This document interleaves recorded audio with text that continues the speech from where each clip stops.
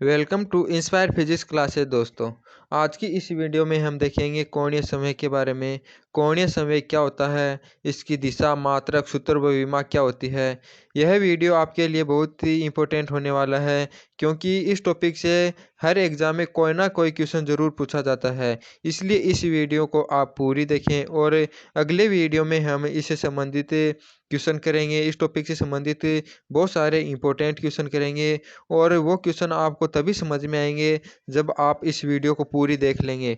तो इस वीडियो को पूरी देखिए और चलिए अपन शुरुआत करते हैं हमारे इस वीडियो की। कोणीय संवेग यानी एंगुलर मोमेंटम। देखते हैं कोणीय संवेग की परिभाषा यानी डेफिनेशन क्या होती है। तो कोणीय संवेग किसी कण के रेखीय संवेग के किसी बिंदु या अक्ष के प्रति आघूर्ण को कोणीय संवेग कहा जाता है। यानी कोई यह बिंदु या अक्ष है और इसके प्रति ये जो आघूर्ण होता है रेखीय संवेग का आघूर्ण, इसी को अपने कोणीय संवेग कहते हैं। इसे जे या एल द्वारा प्रदर्शित किया जाता है। यह एक अक्षीय सदिश राशि है, क्योंकि इसकी दिशा होती है यह अक्ष के अनुदिश होती है। यह अक्षीय सदिश राशि है क्योंकि इसकी जो दिशा होती है वह अक्ष के अनुदिश होती है। यानी ये जो अक्ष है इसके अनुदिश होती है। यहाँ पर इस अक्ष में इसकी दिशा ये ऊपर की तरफ है। अब है अगला पॉइंट। यदि m द्रव्यमान का कण यानी इस जिसका स्थिति सदिश r है v वेग से गति कर रहा है, तो मूल बिंदु O के सापेक्ष इसका कोणीय संवेग सदिश संकेत में J बराबर R क्रॉस P होगा। यहाँ पर जो R है यह है स्थिति सदिश और जो P है यह रेखीय संवेग, और इसके द्वारा इसको व्यक्त किया जाता है। और J की जो दिशा होती है वो दक्षिणावर्ती पेंच के नियम से निकाली जाती है। यानी यदि जो रेखीय संवेग का आघूर्ण इस तरफ होगा तो इसकी दिशा ऊपर की तरफ होगी, यही हमें दक्षिणावर्त पेंच नियम बताता है। और यदि इसकी जो आघूर्ण की दिशा इस तरफ होगी तो इसका जो कोणीय संवेग की दिशा होगी वो नीचे की तरफ होगी। यानी कि दक्षिणावर्त पेंच के नियम से इसकी दिशा का अनुमान लगाया जाता है या दिशा ज्ञात की जाती है। और हम जो कोणीय संवेग का सूत्र है या इसका जो फॉर्मूला है इसको R क्रॉस P द्वारा लिखा जाता है। और इसको अपन इस प्रकार भी लिख सकते हैं, क्योंकि P बराबर होता है mv और m होगा यहाँ पर बाहर आ जाएगा और R और V का यानी क्रॉस गुणा दिखाया गया है। और इस सूत्र को आगे अपन इस तरह भी लिख सकते हैं, क्योंकि V बराबर होता है ओमेगा R, तो V की जगह ओमेगा क्रॉस R लिखा गया है। और ये जो mr है ये mr वेक्टर बाहर आ गया है, ये इसका सदिश रूप होता है। और इसको अपन जो कोणीय संवेग का फॉर्मूला होता है स्थिति सदिश का रेखीय संवेग से क्रॉस गुणा, इसको अपन इस तरह एक्सप्लेन रूप में भी लिख सकते हैं यानी फुल रूप में भी लिख सकते हैं। इसका यहाँ पर सदिश गुणा किया गया है, तो ये सदिश गुणा मैं समझता हूँ आपका आता होगा, और इसको सदिश गुणा करने पर ये मान प्राप्त होगा। और यहाँ पर जो क्रॉस सदिश गुणन होता है इसको अपन इस प्रकार भी लिख सकते हैं आर पी साइन थीटा, या पी की जगह एम वी लिखेंगे तो M V R sine theta हो जाएगा। यदि आर और पी के मध्य कोण थीटा हो तो इसको आर पी साइन थीटा लिखा जाता है, क्योंकि यहाँ पर थीटा आर व पी के मध्य कोण है। और यदि यह कोण थीटा हो तो यहाँ पर जे का मान न्यूनतम होगा यानी 0 होगा, क्योंकि ये यहाँ पर स्थिति सदिश होता है, ये आर है ना इस तरफ, और ये जो रेखीय संवेग होता है यह इस तरफ होता है, और इसके मध्य कोण थीटा होता है, इस पर निर्भर करता है। यदि इसका मान कोण इस थीटा का मान कोण 0 डिग्री हो जाएगा तो यहाँ पर हमारा जो स्थिति सदिश भी इधर होगा और ये जो पी है यह भी इधर हो जाएगा। तो इसकी जो कण की गति होगी वो वृत्तीय गति नहीं होगी, बल्कि एक सरल रेखा में गति हो जाएगी, क्योंकि वृत्तीय गति के लिए स्थिति सदिश के लंबवत गति करना होता है, तभी ये इस प्रकार की वृत्तीय गति करेगी। और यदि ये 0 डिग्री होगा तो ये वृत्तीय गति नहीं होगी, और यदि वृत्तीय गति नहीं होगा तो उसमें कोई भी कोणीय संवेग नहीं होगा, यानी इस कोणीय संवेग का मान न्यूनतम होगा जिसका मान 0 डिग्री होगा। और यह कब होगा? थीटा बराबर 0 डिग्री होने पर। और यदि थीटा बराबर 90 डिग्री होगी तो वह शुद्ध वृत्तीय गति होगी, और वृत्तीय गति होने पर भी उसमें कोणीय संवेग होगा और उसका अधिकतम मान होगा mvr। क्योंकि थीटा का मान यहाँ पर 90 डिग्री रखेंगे तो इसका मान 1 हो जाएगा और ये बचेगा हमारे पास mvr। तो जे का मान अधिकतम थीटा बराबर 90 डिग्री पर होता है और न्यूनतम 0 डिग्री पर होता है। अधिकतम मान 90 डिग्री पर MVR होता है, क्योंकि यहाँ पर थीटा का मान 90 डिग्री रखने पर इसका मान 1 हो जाता है और थीटा का मान 0 डिग्री रखने पर इसका मान 0 हो जाता है। अब है अगला पॉइंट।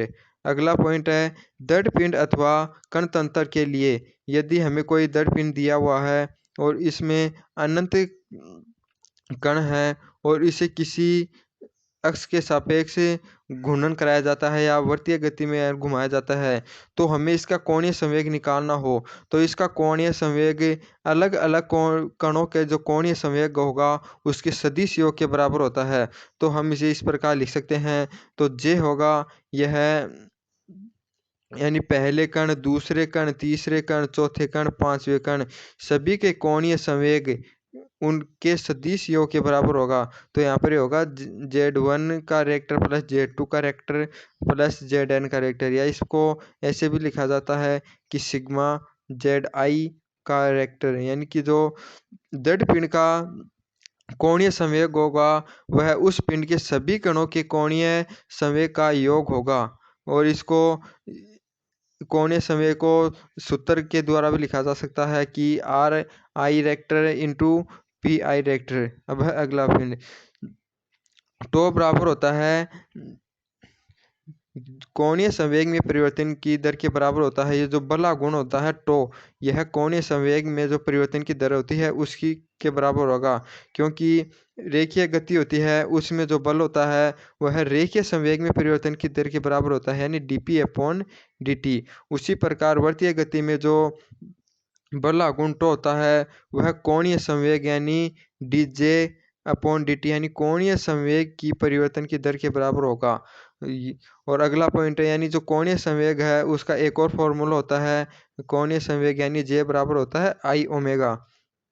यहाँ पर I हमारा जड़त्व गुण होता है और ये ओमेगा होता है यह कोणीय वेग होता है।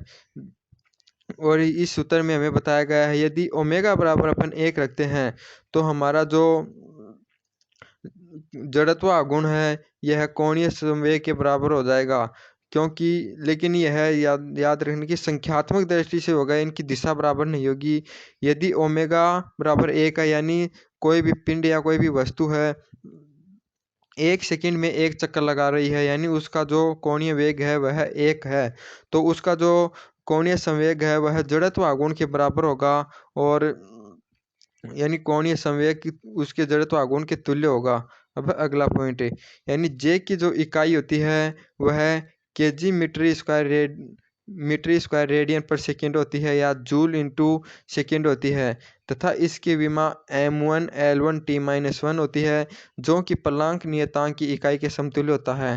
देखिए दोस्तों ये हमारा इसमें बहुत ही ज़्यादा इम्पोर्टेंट पॉइंट है। यह पॉइंट विशेष तौर पर हमें याद रखना है, क्योंकि जो जे का मात्रक होगा वो हमारा होगा kg मीटर स्क्वायर रेडियन पर सेकेंड, और जो इसको अपन जूल या इंटू सेकेंड भी लिख सकते हैं। और इसकी जो विमा होती है वह प्लांक नियतांक के समतुल्य होती है, क्योंकि प्लांक नियतांक का सूत्र इस इक्वेशन से अपन निकाल सकते हैं E बराबर होता है h म्यू। यहाँ पर म्यू होती है आवर्ती जिसका मात्रक होता है सेकंड इनवर्स। यदि यह सेकंड इनवर्स इस ओर आएगा तो यह इसके गुणा में हो जाएगा सेकंड इनवर्स का सेकंड, यानी इसकी पावर प्लस में हो जाएगी।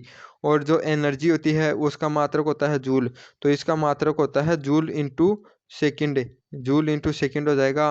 और यही मात्रक हमारा जूल इंटू सेकंड कोणीय संवेग का होता है। तो यह क्वेश्चन पूछा जाता है कि कोणीय संवेग की जो विमा या मात्रक होता है वह किसके समतुल्य होता है, तो हमें याद रखना जो प्लांक नियतांक होता है h उसके समतुल्य ही इसके जो विमा और मात्रक होते हैं। और इसकी विमा हमें याद रखनी है m1 L2 T-1 होती है। इसको याद रखने का तरीका यही है कि हमें जो एनर्जी होती है उसकी विमा सभी लगभग सभी जो मीडियम साइज के बच्चे होते हैं उसको याद होती है, वो होती है m1 L2 और T-2। लेकिन इसके जूल इंटू सेकेंड होता है, इसको यदि सेकेंड से गुणा करेंगे यानी T1 हो जाएगा। तो इसकी तो जो फाइनल विमा आएगी वो आएगी M1L2T-1। तो देखिए दोस्तों, आज के इस वीडियो में हमने कोणीय संवेग के यानी एंगुलर मोमेंटम के कंसेप्ट को क्लियर किया है, और अगले वीडियो में हम इसी कोणीय संवेग के कुछ इंपॉर्टेंट 15 क्वेश्चन है इनको करेंगे। सॉरी दोस्तों, 16 क्वेश्चन है इनको करेंगे। तो आप इस वीडियो, यदि ये वीडियो आपको अच्छी लगी हो तो इसको लाइक करें एंड सब्सक्राइब करें, और अगली वीडियो ज़रूर देखें, क्योंकि इसमें मैं इसके जो कोणीय संवेग के रिलेटेड सभी क्वेश्चन है वो इसमें कराने जा रहा हूँ। जय हिंद दोस्तों।